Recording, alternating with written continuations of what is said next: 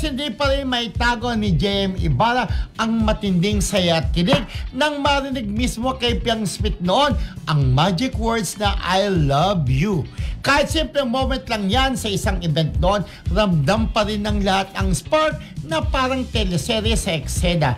Ang chika, baka ito na nga ang simula ng love story na dapat abangan ng mga netizens. Alam mo, si JM, hindi pa rin makamove on sa I love you ni Piang Smith. Yung masabihan ka kasi ng I love you na alam mo na tinatangi mo rin. Yeah. Parang grabe, di ba? Hindi mo makakalimutan. Parang sinabihan ka ng isang taong mahal mo na alam naman natin na mahal nilang isa't isa, napapunta na sila doon sa isang... Baka nga meron na sila, no?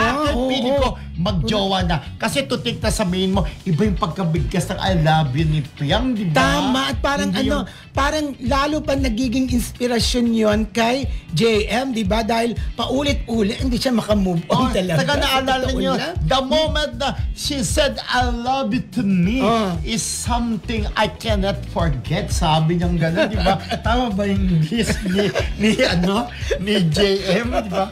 In fairness, di ba, ang gwapo-gwapo JM. At saka nakita ko naman na hindi rin talaga suplado to si Piang. At saka, alam mo, nakita mo event na siya yung lumalapit sa mga panel. Ang gusto ko talaga sa kanila, lagi silang happy together, no? Parang happy together. Oo, para talagang yung pagsasama nila palagi, talagang tinitreasure nila. Alam mo yung ganon, dapat palaging ganon.